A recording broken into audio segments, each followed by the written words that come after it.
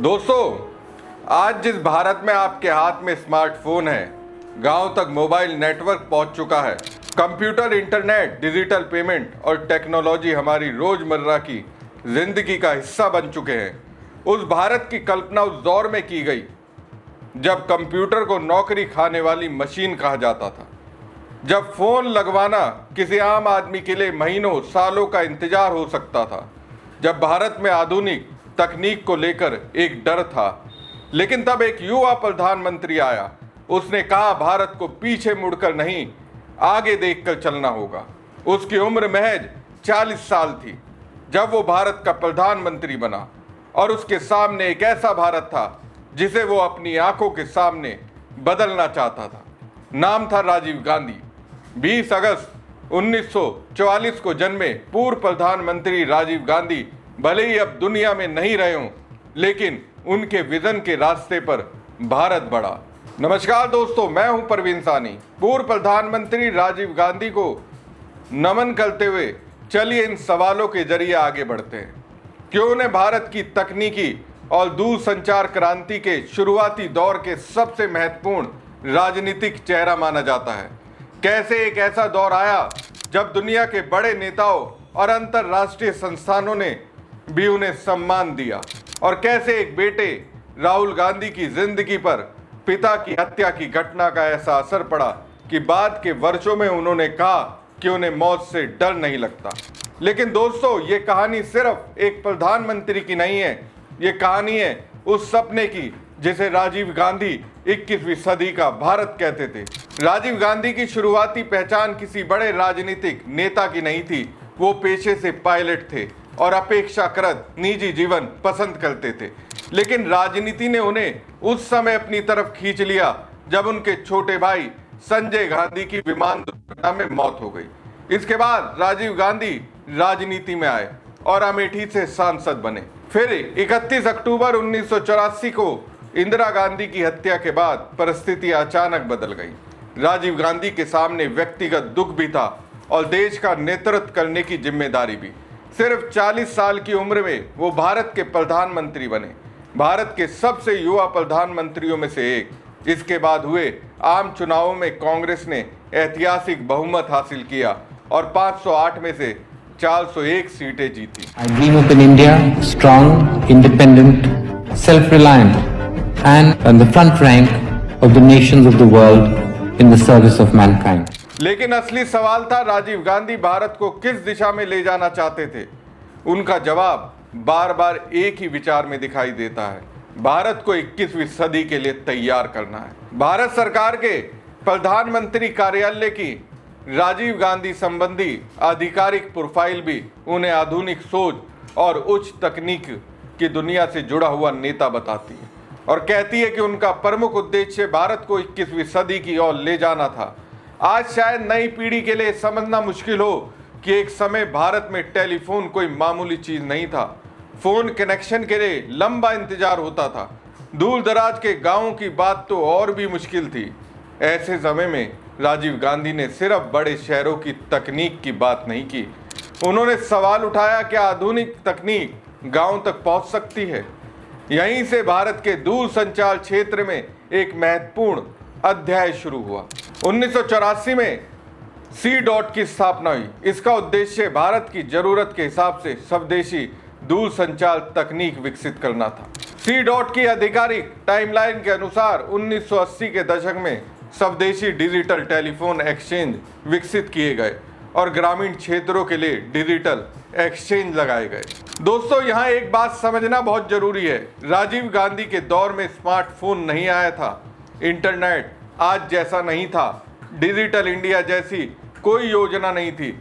लेकिन जिस चीज की शुरुआत हुई वो थी भारत को तकनीक के भविष्य के लिए तैयार करने की सोच। यानी पहले देश को जोड़ो, फिर सूचना पहुंचाओ, फिर तकनीक को आम आदमी तक ले जाओ और आगे चलकर इसी तकनीकी ढांचे पर भारत की डिजिटल यात्रा और तेज होती चली गई। दोस्तों, उस दौर में कंप्यूटरीकरण आसान राजनीतिक फैसला नहीं था। कई लोगों को डर था कि मशीनें आएंगी तो नौकरियां खत्म हो जाएंगी। कंप्यूटर को लेकर आशंकाएं थी, लेकिन राजीव गांधी की सोच अलग थी। वो भारत को दुनिया की नई तकनीक से दूर रखने के पक्ष में नहीं थे। उनका मानना था कि अगर भारत नई तकनीक से दूर रहा तो दुनिया आगे निकल जाएगी और भारत पीछे रह जाएगा। यही वजह थी कि उनके शासनकाल में कंप्यूटरीकरण, दूरसंचार और आधुनिक तकनीक पर राजनीतिक स्तर पर खास जोर दिखाई दिया। आज सोचिए, अगर उस दौर में भारत ने तकनीक की तरफ कदम नहीं बढ़ाया होता, अगर डिजिटल टेलीफोन एक्सचेंजों और आधुनिक संचार व्यवस्था पर काम नहीं होता, अगर कंप्यूटर को सिर्फ दुश्मन मानकर खारिज कर दिया जाता, तो क्या आज का टेक्नोलॉजी वाला भारत इतनी तेजी से आगे बढ़ पाता? इसका पूरा क्रेडिट किसी एक व्यक्ति को देना इतिहास को जरूरत से ज्यादा सरल बनाना होगा। लेकिन इतना जरूर है कि राजीव गांधी ने तकनीक को भारत की राष्ट्रीय राजनीति के केंद्र में लाने में अहम भूमिका निभाई। आज आपको ये मानना पड़ेगा कि आपके जितने कैमरे यहाँ चल रहे हैं, ये राजीव गांधी की देन है कि अगर वो एडवांसमेंट इन टेक्नोलॉजीज नहीं लाते वो, अगर तो आज ये इस तरह की चीजें नहीं होती। आज जो इतने चैनल्स बने हुए हैं, ये is only because of Rajiv Gandhi. और उसका एडवांटेज कितना मिल रहा है हम सबको, ये तो आपने देखा है। नहीं तो मैंने कभी अपने जमाने में जब मैं कलाकार था तो ये वीडियो कैमरे तो हमने कभी देखे नहीं थे। राजीव गांधी की आधुनिकता की सोच सिर्फ मशीनों तक सीमित नहीं थी। वो प्रशासन, शिक्षा, विज्ञान और संचार व्यवस्था को भी बदलना चाहते थे। उनकी राजनीति में एक बड़ा विचार था युवा भारत, एक ऐसा भारत जहां नई पीढ़ी को सिर्फ पुरानी व्यवस्था संभालनी न पड़े, बल्कि उसे बदलने का मौका भी मिले। पूर्व प्रधानमंत्री डॉक्टर मनमोहन सिंह ने बाद में राजीव गांधी के योगदान को याद करते हुए कहा था कि राजीव गांधी ने भारत को 21वीं सदी की चुनौतियों के प्रति जागरूक किया और ये समझाया कि उनसे कैसे निपटा जा सकता है। राजीव गांधी शायद उस पीढ़ी के पहले भारतीय प्रधानमंत्रियों में थे जिनकी राजनीति में सवाल बहुत स्पष्ट था, आने वाली दुनिया कैसी होगी और क्या भारत उसके लिए तैयार है। यही सवाल आज आर्टिफिशियल इंटेलिजेंस के दौर में भी हमारे साथ खड़ा है।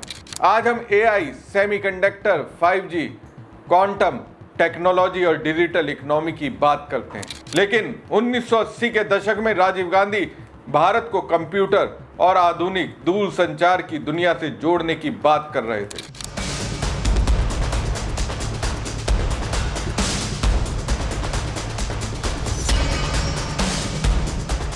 राजीव गांधी सिर्फ भारत के नेता नहीं थे, वो अंतरराष्ट्रीय मंचों पर भी सक्रिय थे।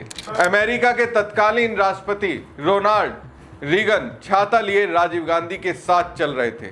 उनकी मृत्यु के बाद संयुक्त राष्ट्र की संस्थाओं में उन्हें श्रद्धांजलि दी गई।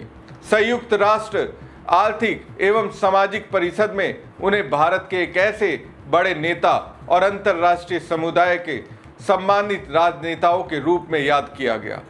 वहां यह भी कहा गया कि उनकी हत्या से उस आधुनिक भारत के सपने को खत्म नहीं किया जा सकता जिसकी वो कल्पना करते थे। राजीव गांधी ऐसे नेता थे जिन्हें अपनी कुर्बानी देने से परहेज नहीं था। वो मौत से डरते नहीं थे। न जाने कितनी बार उन पर हमला हुआ, हर बार वो शान के साथ मुकाबला करते रहे। And faced the last 5 years with death threats and danger.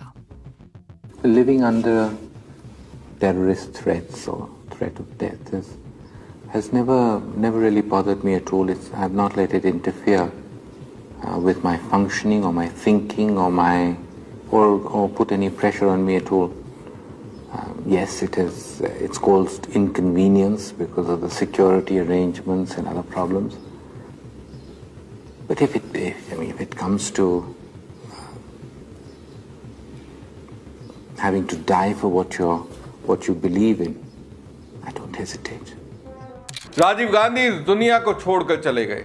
जैसी भनक लगी पूरी दुनिया दिल्ली में सिमट गई। राजीव गांधी की पहचान सिर्फ भारत के भीतर की राजनीति तक सीमित नहीं थी। वो उस दौर में भारत के भविष्य की एक ऐसी तस्वीर पेश कर रहे थे जिसमें आधुनिकता और राष्ट्रीय विकास साथ साथ चले। उनकी मृत्यु के बाद भी दुनिया के कई देशों से बड़े प्रतिनिधि भारत पहुंचे। उनके अंतिम संस्कार में ब्रिटेन के प्रिंस चार्ल्स, अमेरिका के उपराष्ट्रपति, पाकिस्तान के प्रधानमंत्री नवाज शरीफ, अफगानिस्तान के राष्ट्रपति और फिलिस्तीन के नेता यासिर अराफात सहित अनेक विदेशी प्रतिनिधि मौजूद थे। ये सिर्फ एक अंतिम संस्कार नहीं था, ये इस बात का संकेत भी था कि राजीव गांधी को दुनिया के कई हिस्सों में एक महत्वपूर्ण भारतीय नेता के रूप में देखा जाता था। लेकिन दोस्तों, इतिहास के सबसे बड़े सपनों की भी अपनी त्रासदी होती है। 21 मई 1991 को चुनाव प्रचार के दौरान राजीव गांधी की हत्या कर दी गई। उस समय राहुल गांधी बेहद युवा थे। एक बेटे के लिए ये सिर्फ एक राष्ट्रीय त्रासदी नहीं थी, ये एक बेटे के लिए अपने पिता का खोने जैसा था। राजीव गांधी के अंतिम संस्कार में दुनिया भर के नेता मौजूद थे, लेकिन उस भीड़ के बीच एक परिवार था जिसकी जिंदगी हमेशा के लिए बदल चुकी थी। और शायद यही वो अनुभव था जिसने राहुल गांधी की सोच को गहराई से प्रभावित किया।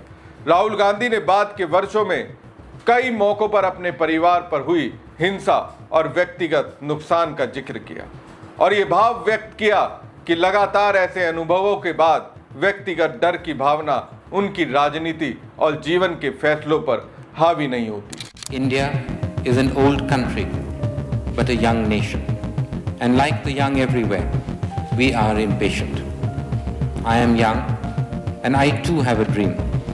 I dream of an India strong, independent, self-reliant, and in the forefront and the front rank of the nations of the world in the service of mankind. I am committed to realizing that dream through dedication, hard work, and the collective determination of our people. दोस्तों, राजीव गांधी का जीवन बहुत लंबा नहीं था, लेकिन उनका सपना बहुत बड़ा था।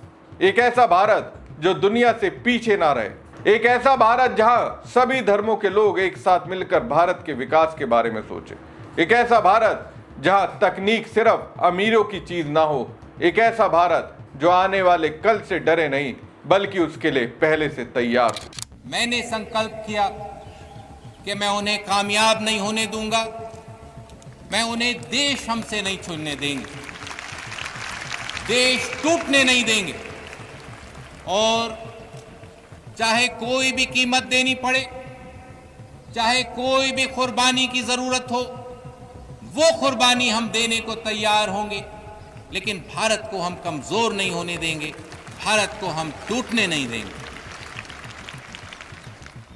आज जब भारत 21वीं सदी के तीसरे दशक में खड़ा है, जब हमारी जिंदगी मोबाइल, इंटरनेट और डिजिटल तकनीक से जुड़ चुकी है, तब राजीव गांधी का वो सवाल फिर सुनाई देता है, क्या भारत भविष्य के लिए तैयार है? शायद यही राजीव गांधी की सबसे बड़ी विरासत है। उन्होंने सिर्फ अपने समय की राजनीति नहीं देखी, उन्होंने आने वाले समय की राजनीति को देखने की कोशिश की। और शायद इसी वजह से राजीव गांधी का सफर भले ही अधूरा रह गया हो, लेकिन 21वीं सदी के भारत का उनका सपना आज भी भारत की कहानी का हिस्सा है। आपको हमारी खबर कैसी लगी कमेंट बॉक्स में कमेंट करके जरूर बताएं। साथ ही पेज को लाइक और खबर को ज़्यादा से ज़्यादा शेयर कीजिएगा। धन्यवाद।